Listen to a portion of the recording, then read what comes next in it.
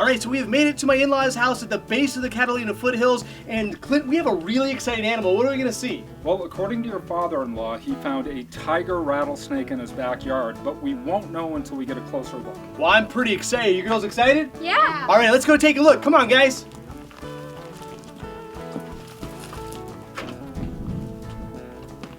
Hey, Larry, how's it going? Good.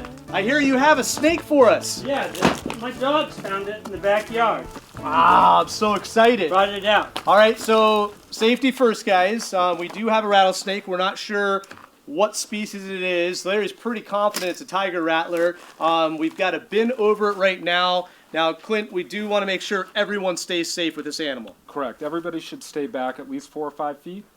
And the snake isn't going to lunge at anybody. You're not in any imminent danger as long as you don't get right on top of it. Now, Larry, you said that your dogs found it. They're trained to detect or let you know if a rattlesnake is in the area. Yeah, they definitely react to them in the backyard. I trained them myself with a bull snake. That was a safe way to train them in an electric collar.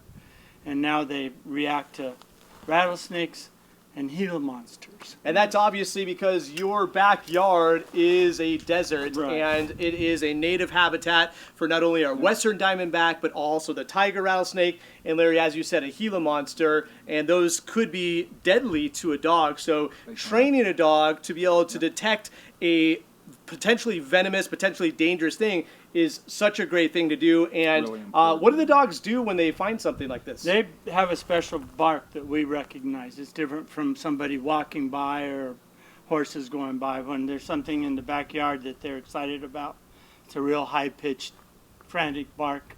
And they keep running to the house looking for us. Are you going to come out? Are you going to come out? And when we come out, they have to run and show us where it is. Well, I'm pretty excited that you let us know that we have this. Clint, let's identify this and make sure that it is a tiger rattlesnake. For sure, but I just want to say it's so important if you live in the Southwest, get your dog snake trained. And also, just to be clear, a bull snake is also known as a gopher snake here in the Southwest. Bull snakes is a Midwest thing, and then there are pine snakes back east. But Same species, but same a great species, but it's yep. a great snake to train because it is non-venomous, and if there was an accidental bite, that doesn't hurt your dog at all. So make sure if you are doing your snake training, do it responsibly. If you know how to do it yourself, that's great. And if you don't, do seek a professional. But it's a great way to teach your dog to detect an animal like this where they're not going to get bit. So we've got our rattlesnake under here. Looks fairly contained, but why don't we take this lid off and determine exactly what species we're working with. Let's do it. Okay, so the first thing I'm going to do is lift the container from the top. I don't want to put my fingers underneath it and lift for obvious reasons. This is a heat-sensing animal. It's a pit viper. It'll sense the heat from my fingers instantly, and it could possibly strike. So I'm lifting it from the top, and he's already taking a defensive stance. You can see that. It is absolutely a tiger rattlesnake. It's starting to move. You can tell. So Clint, how do we know right away that this is a tiger rattlesnake? I mean, the size is much smaller than western diamondback, but what other identifying factors let us know this is a tiger? Well, number one, the size of the head. It's got the smallest head size of any rattlesnake in the Western Hemisphere. You can see how tiny its head is compared to its body. This is definitely an adult, at least 18 inches, maybe even 24 inches. Which would be about as big as they get. The all-time record in size is 35 inches. This snake isn't anywhere near that, but it's definitely an adult. Now I see it has a small head, but it has a really big rattle. It has a huge rattle. Let's see how many it has. 1, 2, 3, 4, 5, 6, 7, 8, 9, 10, at least 10. And a lot of people think that you can tell the age of a rattlesnake by the number of rattles, but that is absolutely not true. Because rattles break off, growth rates vary. There's no way to tell a snake's age from the number of rattles on the end of its tail. But as you can see, this snake is not being very defensive. It's just kind of wanting to slither off into the brush and just kind of get away from us. Now it's called a tiger rattlesnake also because of the markings, and it has unique markings that are different than any other rattlesnake. Yeah, those stripes are telltale. You can see they run horizontally along its body, And it's pretty simple. It is called a tiger rattlesnake because it has tiger-like stripes. Now, historically, these guys can be a little bit not necessarily aggressive, but they will definitely warn you if they're there. And I mean, he's being pretty calm right now. He's being very calm. Of course, we're not being aggressive towards it. Snakes are almost never aggressive. They're usually defensive. And there's a big difference. If you don't give a snake a reason to be defensive, it won't be. And it'll never be offensive. Obviously, because it's going to be looking for food or getting away. And I mean, they do end up in an area like this in a house. This is not where we want it to be because we've got humans living here, we've got animals living here. So what's the best thing to do if we do find a tiger rattlesnake, a western diamondback, a Mojave next to our house? What do we do? Well, the best thing to do is just leave it alone. Don't get anywhere near it. If you absolutely want to have it removed to a safer location, you can call the local police department or fire department, from what I understand, here in Tucson. And they will send out an expert to come out and relocate the snake. Now today, we are going to relocate this snake. We are Yes. going to take it away from the house into a unpopulated area. But there's some precautions that we have to take because if we take it too far, it has less a chance of survival than, because it goes out of its range. Yeah, most experts agree that a snake's range is no more than a half a mile in diameter. So if you move it outside of that half a mile, its survival rate drops to almost zero. Relocating a snake a long distance away from its habitat is a virtual death sentence. Very rarely will they survive. So you want to relocate the snake as close as possible, preferably within 100 yards. Okay, so we need to put this snake in a container, and then we're going to relocate it. So we have our bin here. So I'm just going to set the bin up, and I'm going to let you use your safety tool here to be able to put our snake right in, and then we can put our lid on, and we can relocate. Now notice I didn't even need to put any pressure on it. This is a very calm snake. It hasn't even rattled at us. It's really pretty amazing how calm this snake is. I would say of the rattlesnakes I've dealt with, western diamondbacks are by far the calmest. Like I said before, we call them the marshmallow of the snake world. This snake is known as being a little more excitable, but let's see, did you hear the pulse rattle? Yeah, a little bit. A little bit. So still. Safety, putting on a lid, you want to make sure that, again, you don't get your hands anywhere close to where that snake can come up and bite. So I think the safest is probably just to slide it up and over. And snap it down. And from here we can snap it down. Here we go. All right. The snake is secure. So our snake is secure. I think now it's time to go on a little bit of a hike and find it a better location than the backyard here where potentially it could tangle up with one of the dogs. Absolutely. All right, let's do it.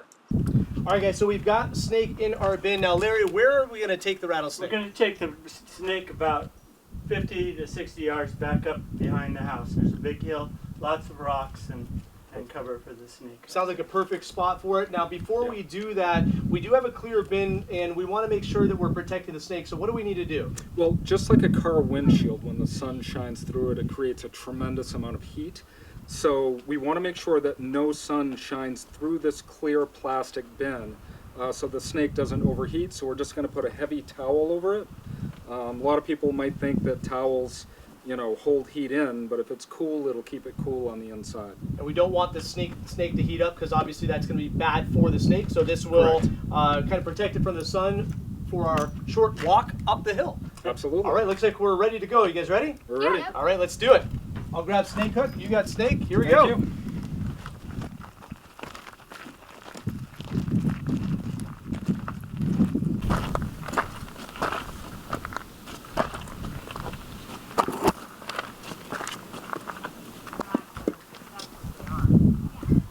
All right, well, we've made it to a great location. Larry, how far away from your house do you think we are? We're about, I'd say, 60 yards from the house. So within the range of most likely where the tiger rattlesnake is going to go. We don't want to take it too much further than that because it does decrease the success rate of that snake. And this is a great spot because we're away from all the houses. So I think we're ready to release it. We are. Let's get it on the ground and learn a little more about the tiger rattlesnake. All right, let's do it. Okay, we found a really shaded area with lots of cover here to let the snake go in. Perfect spot. So what I'm going to do is I'm going to take off the shade towel, hand that to Jed. Then I am going to take the top off, pulling the top towards me. So even if I expose the snake's strike radius to me, there is something protecting me. Hand that off to Jed. And I'm going to dump the snake out gently away from me as well. He's probably going to come out on his own. Here he comes. And hand that off to Jed. Oh, this is perfect. He's nice and stretched out. You can see his full length. Now, Clint, as we're taking our tiger rattler out, let's learn a little bit more about this area and why this area is ideal. Amelia, why is an area like this great for a tiger rattlesnake? Well, the ecosystem has a lot of rocks, so it's easier for them to hide and to hunt their prey. And that kind of speaks to the head again, right, Clint? Yeah, the size of the head being so tiny, it gives the snake a huge advantage in pulling mice and lizards out of small rock crevices. One of the reasons why they don't live down in the wash valleys is that that's not an advantage to them down in the wash valleys because there's no rocky outcrops like this on the mountain range. So we talked a little bit about the prey that our tiger rattlesnake is going to be hunting for. The smaller ones are going to be looking for lizards, where an adult like this is really small rodents.